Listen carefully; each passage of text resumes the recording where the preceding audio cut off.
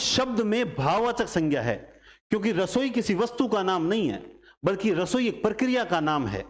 रसोई किसका नाम है? जैसे देखो, चुनने की एक प्रक्रिया है, चुनने की प्रक्रिया है, उसे हमने क्या नाम दे रखा है? हमने नाम दे दिया चुनाव। हम क्या बोलते हैं? चुनाव हो रहा है।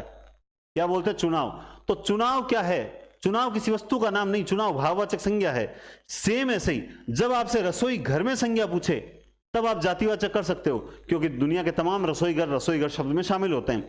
लेकिन जब आपसे पूछे रसोई, क्या पूछे? रसोई, तो ये एक कार्य, मतलब एक खाना बना, मतलब खाना, बर्तन, पूरा जो काम होता है रसोई में, जो जो काम करते हो आप, है ना, तो वो सारे काम की जो प्रक्रिया है ना, उस प्रक्रिया को क्या बोलते हैं? रसोई बोलते हैं। तो इसलिए रसोई में भाववाचक संज्ञा होगी। शब्दों के साथ आपको दोस्ती करनी पड़ेगी और एकाग्रता को जो है एकाग्रता रखकर समझना पड़ेगा। समास आपकी उंगलियों पे ना आ जाए तो मुझे कहना।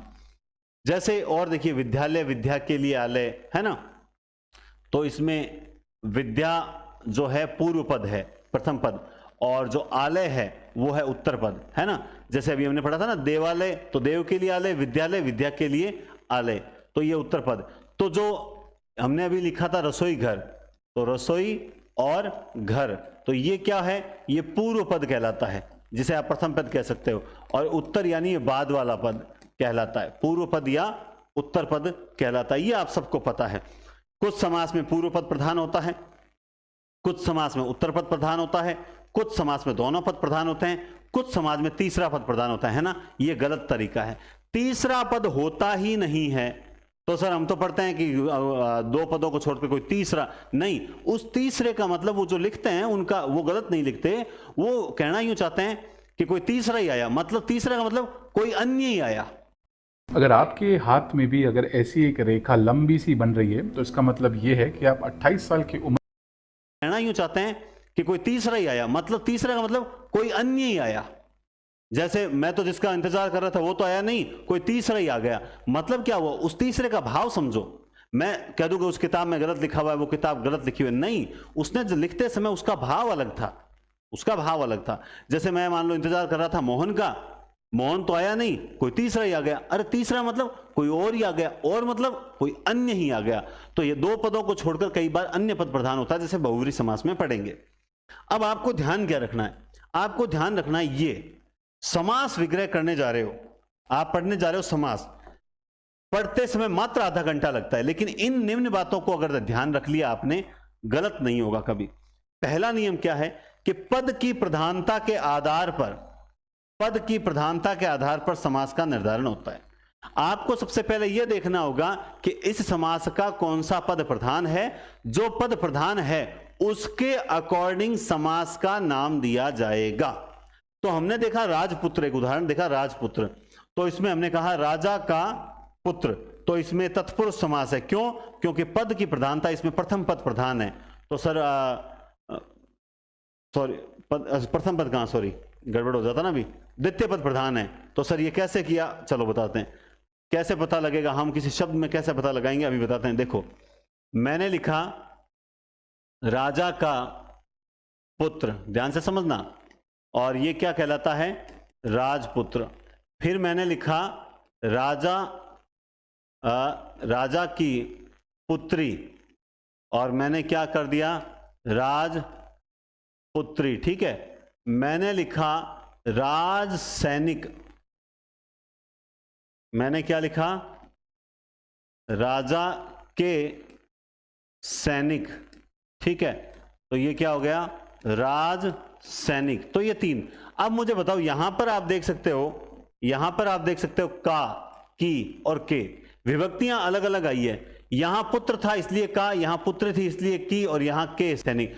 तो विभक्तियां किसके अकॉर्डिंग चेंज हुई है? राजा के या फिर पुत्र, पुत्री, सैनिक? तो आप कहोगे सर फिर, यानी ये कौन सा पद है? ये द्वितीय पद है। तो इसका मतलब विभक्तियां किसके अकॉर्डिंग चेंज हो रही है? द्वितीय पद के अकॉर्डिंग चेंज हो रही है।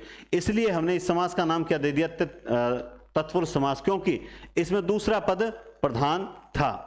ठीक है, ये नियम तो नॉर्मल है, कोई खास नहीं। ये नियम ध्यान रखो, समास विग्रह के अनुसार समास का नाम बदलता है। ये नियम तुम लोग गांठ बांध लो और दिमाग में सेट कर लो। समास तुम्हारी जिंदगी में गलत नहीं होगा, और समास को समझने का जो तरीका है और समास को समझने के लिए जो माइंड और जो आपको बुद्धि चाहिए वो ये नियम देता है। बोला कैसे? मतलब ये नियम आपको समास उलझने नहीं देगा माइंड के अंदर। ये एक एंटीबायोटिक है समास का।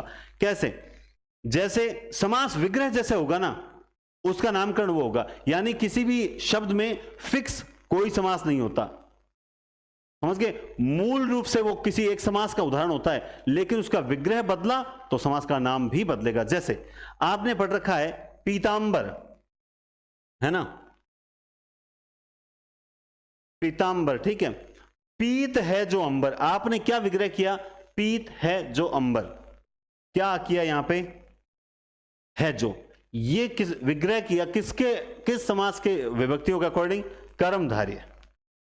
अर्थात पीला है जो अंबर। हमने पीत को माना विशेषण और अंबर को क्या माना? विशेष्य। तो जहां विशेषण विशेष्य संबंध होता है वहां क्या होता है? कर्मधारय समास होता है। लेकिन हमने इसी शब्द का विग्रह कैसे किया? पीत है अंबर जिसके, अर्थात विष्णु। अब ये क्या हो गया? बहुव्रीहि। यानी हम कहना क्या चाहते हैं? जैसा विग्रह वैसा नामकरण। सर अगला क्वेश्चन क्या आता है स्टूडेंट्स की तरफ से, मैं बताता हूं।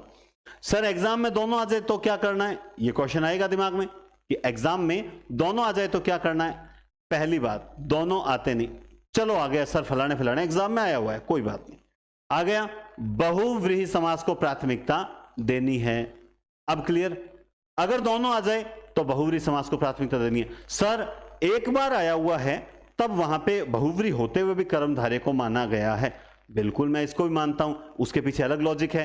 कैसे? सर आप बताओगे तो पता चलेगा, आप हमें बताओ। चलिए मैं पहले इसको नियम 3 को मत देखना, यहां समझना। एग्जाम में प्रश्न आया कि वह पीतांबर डाले जा रहा था, वह पीतांबर डाले जा रहा था, और यहां रेखांकित करके आपसे पूछा, चलो यहां पे 2 ही लिखने हैं अपने को, तो कर्मधारय और बहुव्रीहि।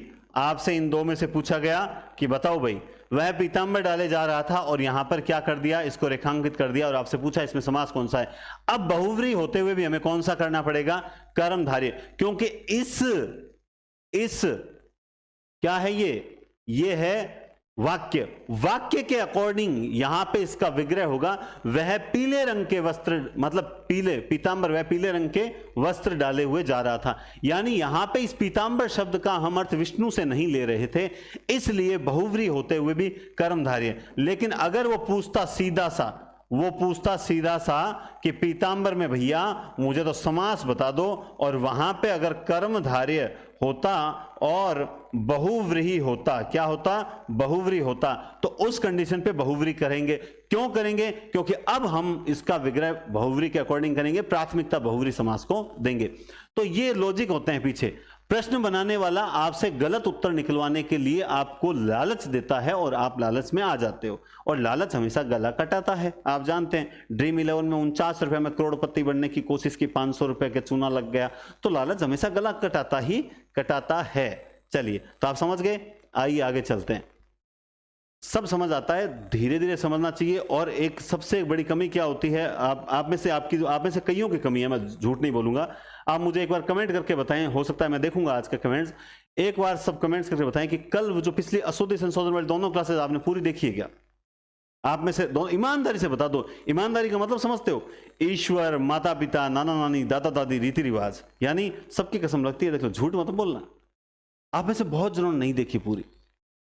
लाइब्रेरी जा रहे हो, कोई दिक्कत नहीं, लाइब्रेरी जाओ ना, लाइब्रेरी जाके बैठो और बढ़िया तरह से क्लास चला ली, आधा पौन घंटे क्लास है, देख ली। आपको लगता है आधा पौन घंटा यार 15 मिनट में देख सकता हूं, तो देख तो उसे 5 मिनट भी सकता है मेरे भाई।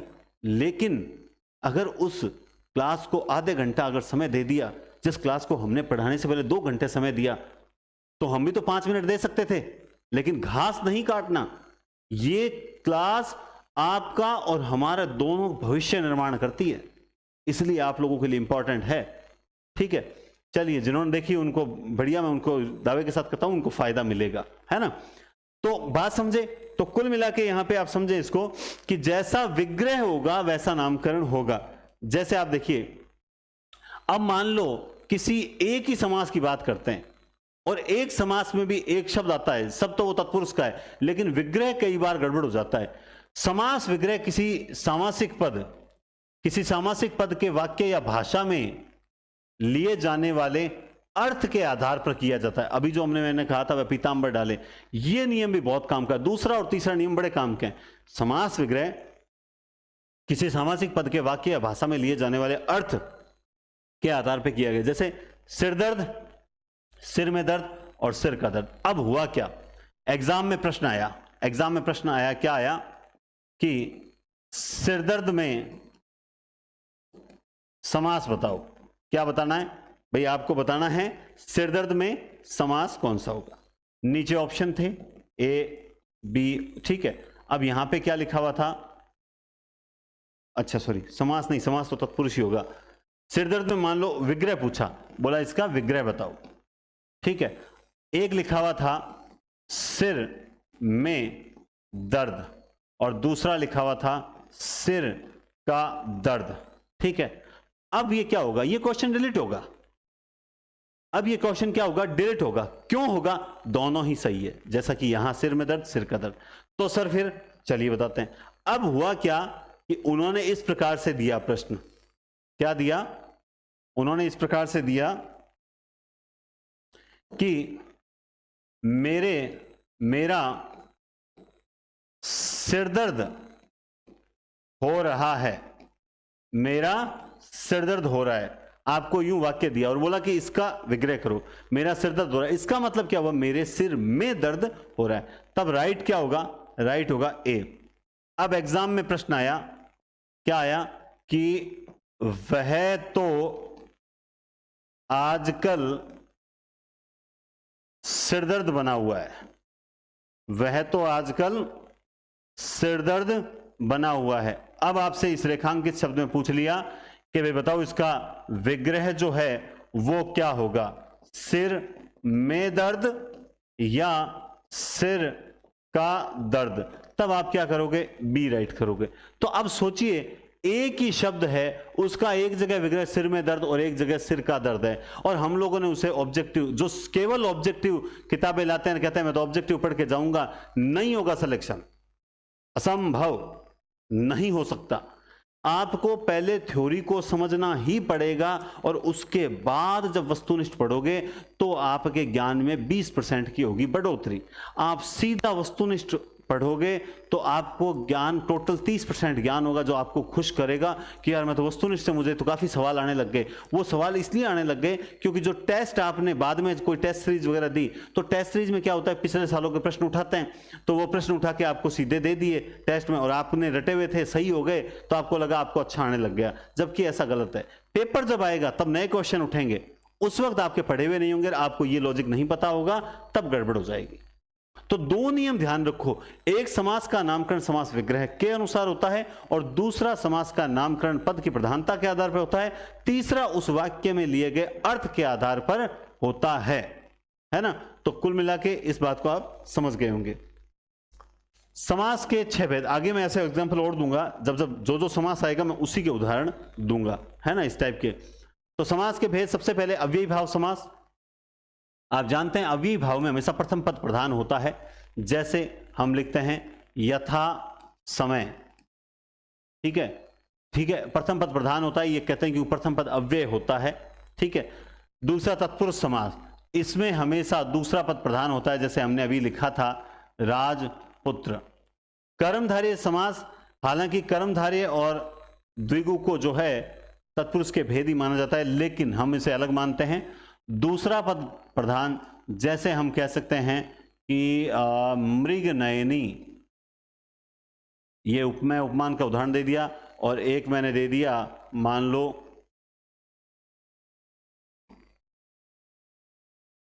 मृग नयनी, और मैंने दे दिया और कौन सा दे दिया, विशेषण विशेष्य का कोई बढ़िया उदाहरण, मृग नयनी, हाँ नरसिंह, ठीक है।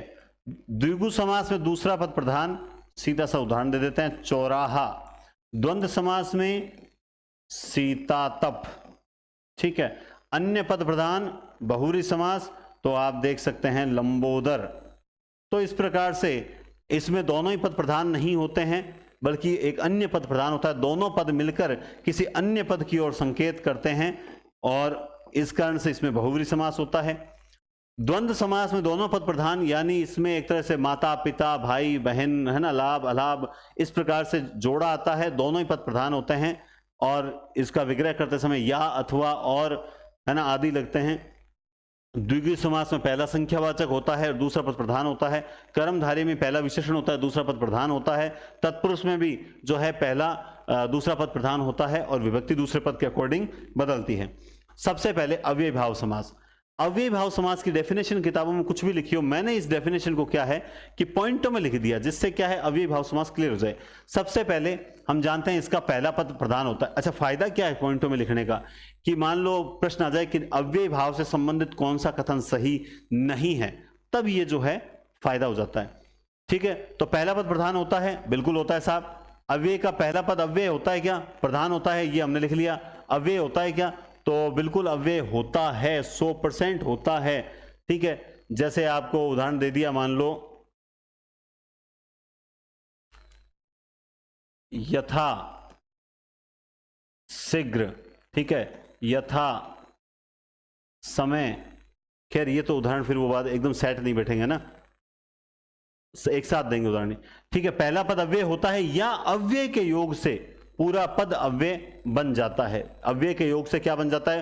पूरा पद ही अव्यय बन जाता है। या फिर क्या होता है, एक शब्द की पुनरावृत्ति होती है, जैसे घर घर, ठीक है, रातों रात, ठीक है। या दोनों शब्द मिलकर अव्यय का काम करने लगते हैं, बिल्कुल ये दोनों शब्द मिलकर जो है अव्यय का काम करने लग जाते हैं। संस्कृत में उपसर्ग युक्त सभी पद इसी समास के अधीन आते हैं। जैसे मैंने लिख दिया अतिसार, क्या लिख दिया? अतिसार। तो संस्कृत में जो उपसर्ग से युक्त जो सभी पद हैं वो सारे किस में आ जाते हैं? इसी में शामिल हो जाते हैं। इसके अलावा इसका पहला पद अव्यय होने के कारण इसका रूप कभी नहीं बदलता है, बिल्कुल इसका जो रूप फिक्स हो जाता है वो कभी भी नहीं बदलता है, इस बात को भी ध्यान रखें, ठीक है। ये पॉइंटों में लिख दी ताकि आपको थोड़ा ध्यान में रहे। अब मैंने इसको समझाने का प्रयास भी किया है इस तरह से कि कुछ शब्दांश, शब्द नहीं शब्दांश, उनको दिमाग में सेट कर लो। ये क्यों बताया? जो बच्चे थोड़े से मतलब अपने आप को पढ़ने में कमजोर समझते हैं, जबकि कमजोर हमारी मानसिकता होती है। कमजोर कोई भी स्टूडेंट कमजोर नहीं होता, कमजोर हमारी मानसिकता होती है, क्योंकि ऊपर वाले ने सबको ये पाव भर का भेजा बराबर देके धरती पे भेजा है। ये जो पाव भर का भेजा है ना, हाँ इसका आप तोल लेना, ये पाव भर का ही है। तो ये जो पाव भर का भेजा है सबको बराबर देके भेजा है। तो हमारे पास, सबके पास जो दिमाग है वो भगवान ने सबको बराबर दिया। बात यह है आप इसे कितना यूज करते हो। जो जितना यूज करता है वो उतना आगे बढ़ता चलता है। लेकिन मैंने इसे यूज यूं किया कि बाई चांस किसी बच्चे को समझ नहीं आए तो उसको ये चीज देख लेनी चाहिए, जहां तक ये कॉमन चीज है। कुछ शब्दांश जैसे यथा, प्रति, आ, अनु, नी, बे, दर, स, ये तो पूर्व में यानी पहले, ये तो पूर्व में। इसके अलावा जैसे पूर्वक है, ये बाद में लगता है ना, पूर्वक। जैसे ध्यान पूर्वक, समझ गए बात को? ध्यान पूर्वक, ठीक है। इससे मान लो बन गया यथा शीघ्र, ठीक है, प्रति दिन, आ जन्म, ठीक है, नियमन, ठीक है, बेधड़क, आपको खुद को पता लग जाएगा। दरअसल, ठीक है, सावधान, सावधान, ध्यान पूर्वक, है ना। इसी तरह निर, बा, पर्यंत, ये बाद में लगेगा। भर, हक, यावत, अनुसार, अर्थ, ये इन शब्दों से, यानी ये शब्द जो आपने देखे, ये शब्द, ये शब्दांश किसी भी शब्द के आगे या पीछे कहीं पर भी जुड़े हुए हैं तो आप यकीन माने उसमें कौन सा होगा?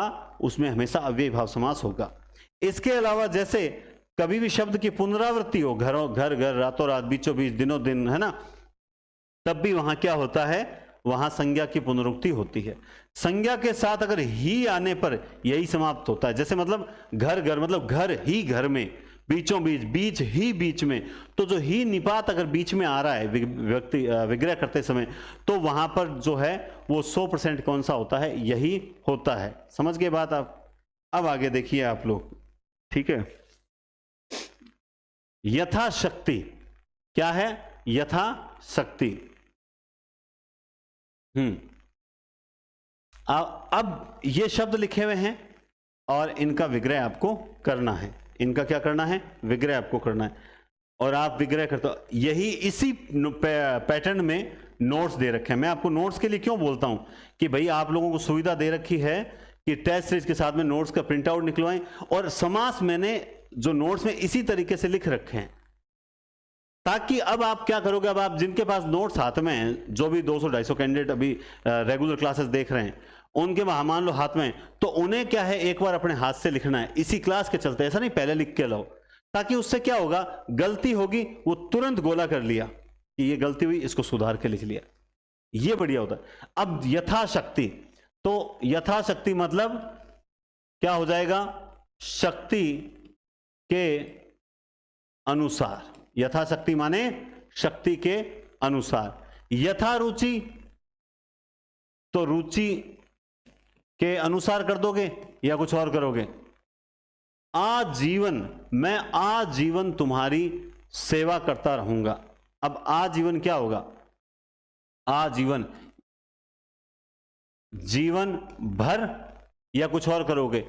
ये जो आजीवन, यावत जीवन है ना, यावत जीवन, इनमें बहुत से स्टूडेंट्स को दिक्कत होती है ना। इसी तरह से इसमें इस साइड एक नहीं है, जैसे चलो मैं करने तो सारे ही हैं, खैर हम क्रम से करते हैं। आप बताओ आजीवन क्या सही है क्या? कमेंट में बताना पड़ेगा, बीच बीच में शब्द पूछूंगा मैं आपको, ऐसे शब्द आगे और भी आएंगे, नियंत्रण आएगा, नियमन आएगा, वो पूछूंगा। प्रतिक्षण, प्रतिक्षण, तो क्या यहां पे क्षण, प्रतिक्षण मतलब क्या हो जाएगा, विग्रह, हर क्षण। प्रत्येक, अब इसका एक एक, ठीक है, या फिर इसको यूं करें, हर एक, मतलब ये किताबों में आपको इस तरह के मिलेंगे। मैं कोई अपने अकारण, अ का अर्थ क्या होता है, बिना, क्या हो जाएगा, बिना कारण। सावधान, आपको शब्द अगर तोड़ना आता है, सावधान में दो शब्द कौन से हैं, तो सधन अवधान। अवधान, अवधान किसको कहते हैं, ध्यान, ठीक है, अवधान स यानी सहित, अवधान सहित। याव जीवन, जीवन रहने तक। अब ये इसको बताओ, देखें क्या आजीवन और यावत जीवन सही है क्या? क्रम, यथाक्रम। What's the shape of a rainbow? No way. ये गूगली देने वाला सवाल है। गूगल पे ढूंढोगे तो जानोगे। फटाफट सर्च करो। अब ये शब्द भी अपने आप में बहुत इंपॉर्टेंट हो जाता है कि भाई यथाक्रम क्या होगा, क्या क्रम के अनुसार, या फिर होगा जैसा क्रम है। यथाक्रम आप अपना कार्य की, मतलब जैसा क्रम है वैसा ही आपको काम करना है, बस ये ध्यान रखो, है ना। इसके अलावा आमरण, मरण तक, ये सबसे कठिन होते हैं।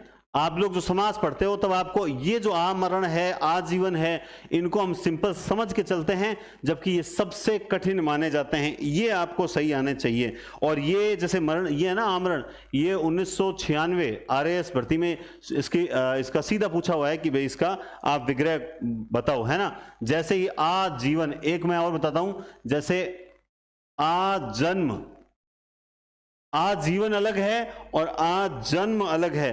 आजन्म का मतलब क्या होगा, जन्म से लेकर, क्या हो जाएगा, जन्म से लेकर, क्योंकि आजन्म ऐसा थोड़ी होगा जन्म तक। जन्म तक क्या, जन्म से लेकर, मैं आजन्म।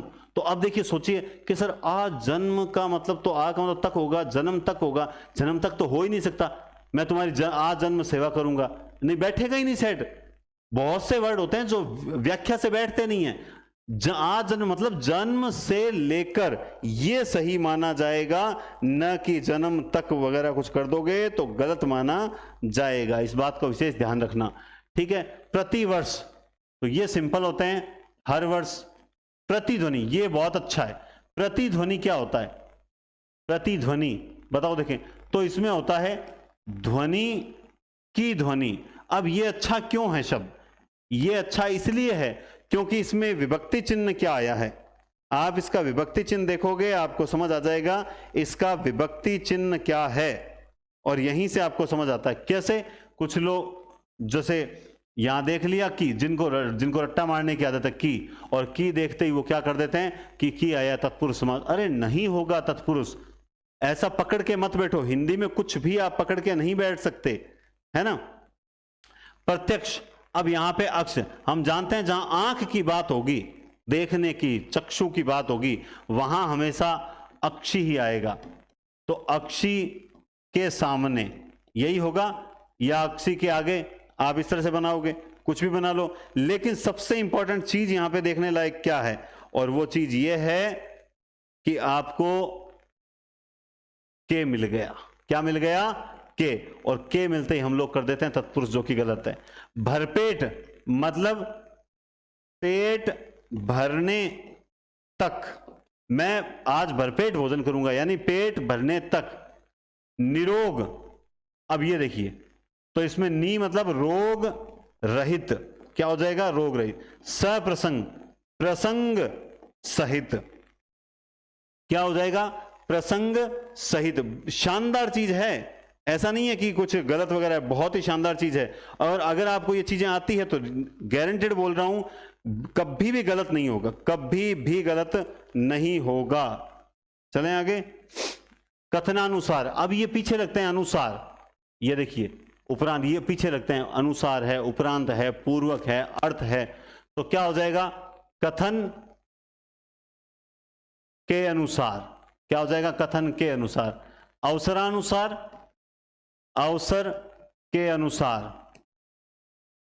मरणोपरांत, मरण के उपरांत। रातों रात, रात ही रात में। रातों रात चोरी हो गई, इसका मतलब क्या होगा? रात ही रात में चोरी हुई, रात के एक प्रहर, मतलब रात समाप्त होने से पहले। यथा स्थान, जो स्थान निर्धारित है, क्या होगा? जो स्थान निर्धारित है। अब आप यूं कर लोगे क्या, यथा आ गया के अनुसार, कि यथा स्थान है तो स्थान के अनुसार, नहीं, पहले। अब ये कितना अच्छा शब्द है, पहले पहल। अब इसमें भी शब्द की पुनरावृत्ति हुई है। अब इसमें गलती से हम क्या देख लेते हैं? योजक चिन्ह, और इसको द्वंद्व कर दे, लेकिन ऐसा नहीं है, क्योंकि पहले पहल जो पहले पहल आया, मतलब इसका मतलब क्या होगा? देखो तुम्हें ये काम करना है, ये काम करना है, लेकिन एक काम करो, तुम पहले पहल ये काम करो। पहले पहल का मतलब क्या हुआ? आप किसी भी शब्द को भाव में ले लो, सबसे पहले तुम भाई एक काम कर, तू पहले पहल मेरा वाला काम कर दे, मेरा फॉर्म भर दे। नेट के फॉर्म निकले हुए हैं, लास्ट डेट जारी है, 31 तारीख लास्ट डेट है, इसलिए मेरा नेट का फॉर्म का पेमेंट कर दे। इससे मैंने आपको एक संदेश भी दे दिया कि नेट के फॉर्म निकले हुए हैं। आपाद मस्तक, ये भी बहुत अच्छा है। ये लग गया उपसर्ग, पाद और मस्तक, कितना शानदार है, आपाद मस्तक, है ना। क्या मतलब हो गया इसका? बहुत गजब है। इस आ का मतलब तक हो गया, पैर से लेकर मस्तक तक। अब मुझे पता है, हो सकता है कोई कमेंट कर दे कि सर आप इसमें पैर नहीं लिख सकते, इसमें पाद ही लिखना पड़ेगा, पाद का मतलब पैर जो है लिखना पड़ेगा, क्योंकि समास में एज इट इज वही शब्द आता है। बिल्कुल ये सही बात है। ये जहां तक संभव हो सके आपको जो पद हैं एज इट इज वही यूज लेने चाहिए, लेकिन जहां नहीं होंगे वहां कैसे ले लोगे? नहीं ले सकते। जैसे आप यहां यथा को यूज ले लोगे क्या? नहीं, आप इसको रूप बदल के लिखना ही पड़ेगा, आपको इसका रूप बदल के लिखना ही पड़ेगा। समझ गए बात आप? अब जैसे पहले पहले, तो अब आप इसको ये कहोगे पहल पहले, इसको सबसे पहले लिखना ही पड़ेगा, आपके पास कोई ऑप्शन नहीं है। तो ये जो एकदम आप हिंदी पढ़ रहे हो, हिंदी में कुछ भी है ना, मतलब वो कहता है ना कि बकरे की तो 3 टांग है, ऐसा जिद करके मत बैठना। अब आप सोचोगे सर ये क्या कहानी है? तो ये कहानी इस तरह से है कि 4 दोस्त बैठे थे, और चारों दोस्त बैठे बैठे जो शर्त लगा रहे थे, तो एक कोई बड़ा खतरनाक खिलाड़ी था उनमें से, तो उसने बैठे बैठे शर्त लगा ली 3 दोस्तों से, बोला बकरे के 3 टांग होती है। बाकी कहते तेरा दिमाग खराब है, 4 टांग होती है। बोला बकरे के 3 टांग होती है, शर्त लगा ले 500-500 की। बोला तीनों ने बोला 500-500 की शर्त लगा ले, चल लगा ले, कल फैसला करेंगे कि बकरे की 4 टांग होती है, और हार गया तो पैसे देने पड़ेंगे। बोला बक्का दूंगा। घर गया, पत्नी ने पूछा क्या हुआ? बोला आज तो मित्रों के साथ शर्त लगा ली। बोला कौन सी शर्त लगा ली? बोला ये शर्त लगा ली कि बकरे के 3 टांग होती है, चौथी होती नहीं है। तो पत्नी ने कहा तू तो हार गया शर्त, तू तो हारेगा ही हारेगा, पक्का हारे, दुनिया को पता है बकरे के 4 टांग होती है। बोला कि मैं हारूंगा तो तब जब मैं मानूंगा कि बकरे के 4 होती है, मैं मानूंगा ही नहीं तो हारूंगा कैसे? ठीक ऐसे ही कुछ लोग मानते ही नहीं है, उनकी तो आदत पड़ी हुई है कि समझना है ही नहीं, बस अपने को रट्टा ही मारना है, रट्टा मारोगे तो गड़बड़ हो जाएगी। हिंदी में कुछ भी 100% सही नहीं, तो ऐसा जिद करके ना बैठे कि भाई हमने ये पढ़ रखा है तो यही होगा, नहीं। हिंदी में बदलती मतलब नियम जो हैं धीरे धीरे नए निकल के आते हैं, और बढ़िया बढ़िया कुछ लॉजिक। अभी तक हमें हिंदी आई नहीं है साहब, अभी तो हम बहुत कुछ नहीं जानते हैं, जितना जानते हैं ना उससे 1000 गुना नहीं जानते हैं। तो आप लोग जिद करके कभी नहीं बैठे, और आप जो पैर से लेकर मस्तक तक जो आप पढ़ रहे हो उसे समझने का प्रयास करें। आइए कुशलता पूर्वक, अब जैसे ये पूर्वक है तो इसमें भी क्या होगा? कुशलता के साथ। भाई कुशलता पूर्वक जाना मतलब कुशलता के साथ। विवाहोपरांत क्या है? विवाहोपरांत, और यहां पे था मरणोपरांत। तो विवाह सेम ऐसे ही, विवाह के उपरांत।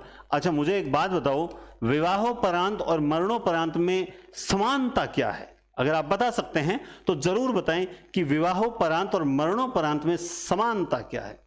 तो आप सोचेंगे कि सर क्या समानता है, शायद कोई मेरा पूर्व स्टूडेंट बता भी दे।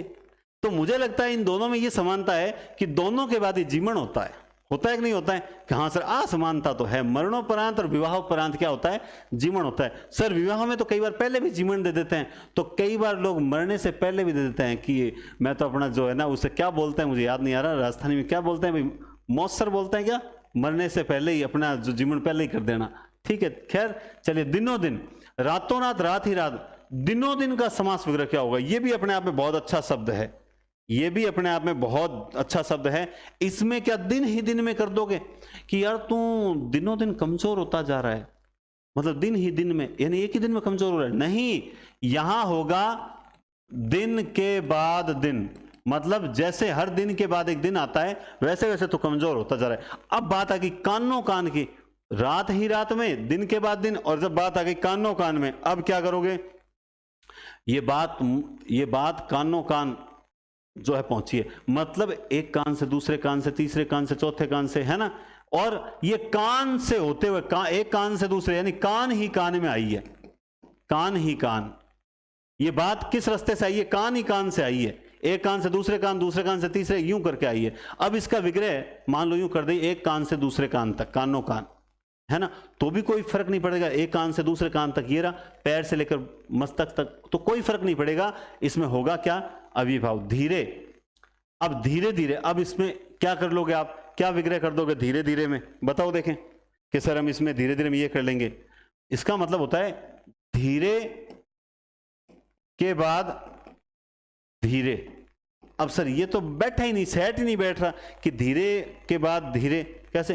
भाई धीरे धीरे मतलब धीरे धीरे चलना, यानी धीरे और उसके बाद फिर धीरे धीरे, धीरे उसके बाद फिर धीरे धीरे। तो ऐसे विग्रह कभी नहीं पूछे जाते हैं। कहा सुनी, अब कहा सुनी उनके, यार आज तो मेरी ना मार्केट में कहा सुनी होगी। कहा सुनी मतलब कहने के बाद सुनना, कहने के बाद सुनना। कहा सुनी, पहले मैंने उससे कुछ कहा और कहते ही मुझे सुनना पड़ गया, तो कहा सुनी हो गई। अब मानो आ गया कि सुना सुनी हो गई, सुना सुनी, सुनने के बाद सुनना, पहले तूने सुनाया फिर उसने सुना दिया। प्रतिक्रिया, प्रतिक्रिया क्या होती है? पहले आप कोई क्रिया करोगे और उस क्रिया के बदले जो है क्रिया होगी, उसे ही क्या कहा जाएगा? प्रतिक्रिया कहा जाएगा। ये तरीके होते हैं सब पढ़ने के होते हैं तरीके।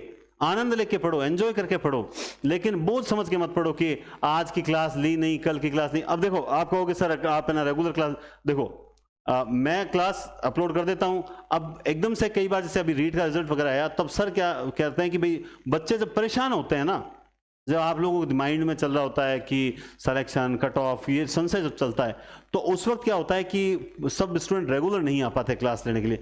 तब जो सर कई बार क्लास को थोड़ा सा नेक्स्ट डे कर देते हैं, ताकि उस वक्त जो है कोई दूसरा वीडियो जिससे थोड़ा मोटिवेशन रहे और आपकी निराशा दूर की जा सके, इसलिए कई बार वीडियो पोस्टपोन करके नेक्स्ट क्लास में डाल दिया जाता है। बाकी इसका हमारा उद्देश्य तो ये, जैसे एग्जाम आएंगे ना, उसकी मतलब विज्ञप्ति आएगी उसके बाद तो रेगुलर आते हैं। और इसी तरह से जैसे अपनी हिंदी साहित्य की क्लासेस जो एनडीसी क्लासेस पर चल रही है, 56-57 क्लास हो चुकी है, और मैं हर 3-4 क्लास देकर 2 दिन का गैप लेता हूं, 1 दिन का भी नहीं, 2 दिन का गैप लेता हूं। 4 क्लास दी फिर 2 दिन का गैप लूंगा, फिर 4 क्लास दी 2 दिन का। रीजन क्यों ले लेता हूं ऐसा? इसलिए ताकि उस 2 दिन में वो पीछे वाली 4 क्लास का वो रिवीजन कर सके। मैंने सबको मोटिवेट भी करता हूं कि आपको ऐसा करना है। इस बार मजाल है सेकंड ग्रेड और स्कूल व्याख्याता भर्ती में हिंदी में सर्वाधिक सिलेक्शन और कोई दे दे, सबसे ज्यादा सिलेक्शन एनडीसी चैनल जो अपना चैनल है वो देगा ही देगा। क्योंकि हिंदी इसलिए बोलो, मेरा सब्जेक्ट हिंदी है, ठीक है। क्योंकि मैंने पिछले सेकंड ग्रेड और थर्ड ग्रेड जो रीड के मेंस के हुए थे, उसमें भी जीके सहित मैं लास्ट में पूरे पेपर करवाता हूं।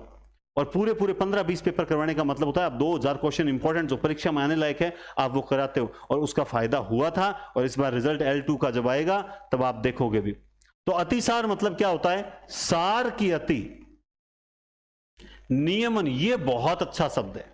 मैंने आपको कहा था, अब इसमें आपको यम का अर्थ अगर नहीं पता है तब गड़बड़ हो जाती है कि नियमन का अर्थ क्या होगा, है ना। नियमन, अब सबसे यह भी ध्यान रखना पड़ेगा, नियमन में मुक्ति हो रही है या युक्ति हो रही है, यह भी चीज आपको ध्यान में रखनी पड़ेगी, क्योंकि यह जरूरी है। मुक्ति है या युक्ति है, मतलब नी मतलब विशेष यम। यम कहते हैं भाई, यम क्या है? बंधन है, यम पास, यानी यमराज का जो बंधन, विशेष बंधन से युक्त, यह क्या हो गया? नियमन। अब ऐसा एग्जाम्पल पेपर में कभी मुझे नहीं लगता पूछा हुआ होगा, लेकिन पूछ ले तो आपके गलत नहीं हो, इसके लिए मैंने आपको बता दिया। अब यंत्रण, तो इसमें क्या हो जाएगा? विशेष यंत्रण से युक्त। अब इससे एक फायदा क्या है? हमें एक चीज पता चल गई कि अगर फ्रंट में नी आता है तो उसका मतलब हमें किससे लेना है?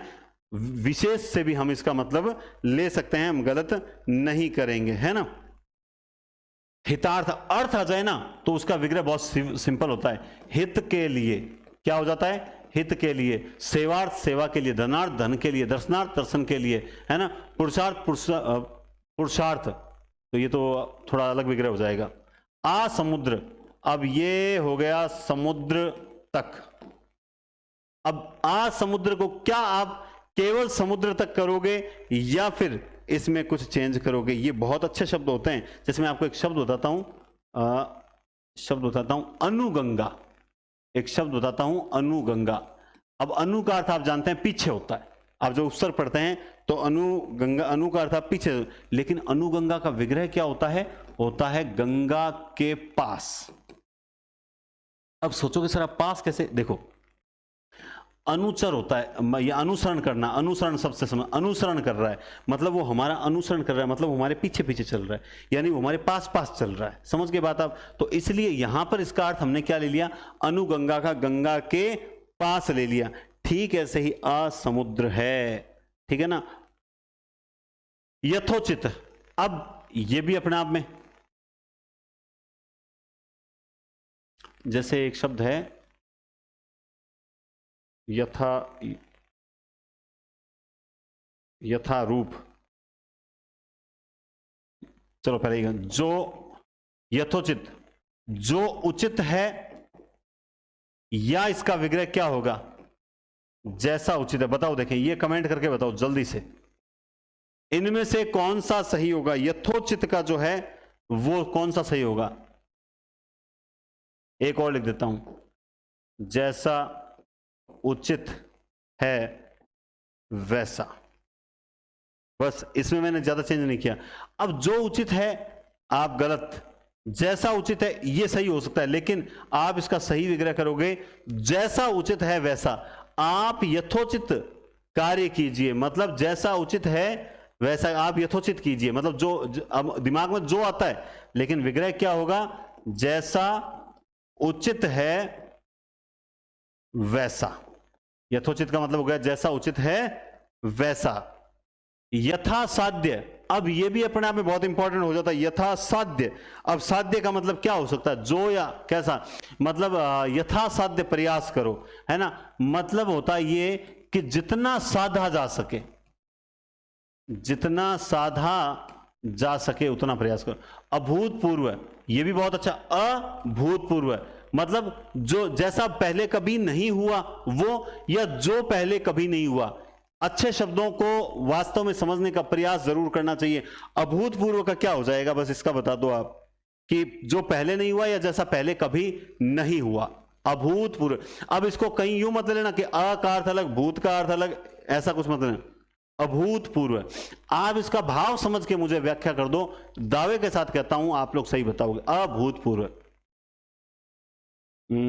आज कुछ ऐसा घटित हुआ जो अभूतपूर्व था। मतलब आज कुछ ऐसा घटित हुआ जो पहले कभी घटित नहीं हुआ, जो पहले नहीं हुआ। बस सिंपल सी बात है, जो पहले कभी नहीं हुआ वही तो क्या कहलाता है? अभूतपूर्व कहलाता है। क्या कहलाता है? अभूतपूर्व। ये तो हमने कर लिया। यथार्थ, ये भी बहुत, यथार्थ मतलब हो गया जैसा वास्तव में अर्थ है, जैसा वास्तव में अर्थ है, ये होता है यथार्थ। ये भी बहुत अच्छा है कि जैसा वास्तव में अर्थ है, धीरे धीरे कर लिया। अभूतपूर्व, जो पहले नहीं हुआ, जो पहले कभी नहीं हुआ वो होता है ना। अनुसंधान, अब अनु का अर्थ यहां पे पीछे से लेना। अब अनुसंधान पीछे, अनुसंधान है ना। अब यहां देखो पीछे लोगे लेकिन उत्तर नहीं निकाल पाओगे। संधान का मतलब होता है खोज, और खोज के बाद, खोज के उपरांत या खोज के पश्चात अनुसंधान होता है। प्रतिफल क्या होगा? पहले आपको कोई फल मिला, फल के बदले फल, प्रतिफल। यथा योग्य, ये फिर देखो यथा वाले मैंने ज्यादा शब्द इसलिए डाले हैं ताकि आपके कोई गलती न रहे, इसलिए डाले हैं। यथा योग्य है, यथा स्थिति, तो हाँ ये रहा, यथा स्थिति भी है। यथा स्थिति भी आपको पता होना चाहिए, और यथा योग्य। देखो यथा योग्य, जो योग्य होगा मतलब जो जितना योग्य है, यथा मतलब हो जाएगा जो जितना योग्य है, जो जितना योग्य है यथा योग्य। और यथा स्थिति, जैसी स्थिति निर्धारित है। जो रटके बैठते हैं ना कि के अनुसार होता है, उनके लिए है ये। जैसी स्थिति, यह निर्धारित किया, यथा स्थिति सीधा इतना ही कर दो, आपका गलत नहीं होगा। जैसी स्थिति है, यथा स्थिति, जैसी स्थिति है। नियमन का आपको बता दिया, अभी आ गया था। अंतर्व्यथा, अंतर्व्यथा के का बताओ। अंतर्व्यथा भी बहुत अच्छा शब्द है, और यह भी मैंने ऐड किया था। मन के अंतर यानी अंदर की व्यथा। प्रतिक्रिया, कोई किसी ने क्रिया की, क्रिया के बदले क्रिया।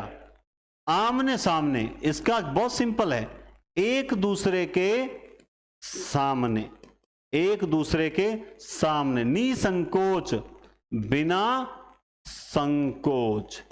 अब मुझे बताओ कहां? अनुदान। अब अनु का, अब यहां पे देखिए, पहले किसी ने दान किया, दान की तरह दान। अनुदान का क्या हो जाएगा? दान की तरह दान, अनुदान हो जाएगा। ठीक है। परीक्षा की दृष्टि से ये सारे इंपॉर्टेंट मैंने अलग से लिख रखे हैं, आप नोटिस करेंगे क्लास में मेहनत आपको साफ नजर आएगी कि पहले तो एग्जाम्पल समझाए हुए हैं, और एग्जाम्पल के बाद मैंने कुछ एक्स्ट्रा शब्द इसलिए लिखे हैं कि परीक्षा की दृष्टि से ये महत्वपूर्ण शब्द हैं और आपको आने भी चाहिए। इसी तरह से अकारण, अकारण होता है बिना कारण। भरसक, सक मतलब होता है सामर्थ्य, सामर्थ्य, सामर्थ्य गलत लिख दिया ना, आप इसको यूं लिख लो, सक भरने तक। सक का अर्थ क्या लिखोगे? सामर्थ्य। अच्छा मैं गलत लिख रहा हूं बार बार, ठीक है। सक भरने तक, भर सक। सुना सुनी, सुनने के बाद सुनना। उत्तरोत्तर, यह भी बहुत अच्छा शब्द है। उत्तरोत्तर विकास हो रहा है, उत्तर के बाद उत्तर। दर्शनार्थ, दर्शन के लिए। अत्याचार, आचार की अति। गंगा पार, बहुत अच्छा शब्द है, गंगा के पार। लोग इसमें तत्पुरुष बताते हैं, गलत बताते हैं। लाजवाब, जवाब रहित। आप तो खा लेता है और मुझे कुछ देता ही नहीं, आप ही आप, है ना। प्रत्युत्तर, अब ये देखो, वो उत्तरोत्तर है, ये प्रत्युत्तर है। उत्तर का उत्तर क्या होता है? प्रत्युत्तर मतलब किसी ने उत्तर दिया और उसका उत्तर दिया। उत्तरोत्तर क्या होता है? उत्तर के बाद उत्तर। और दानार्थ, दान के लिए।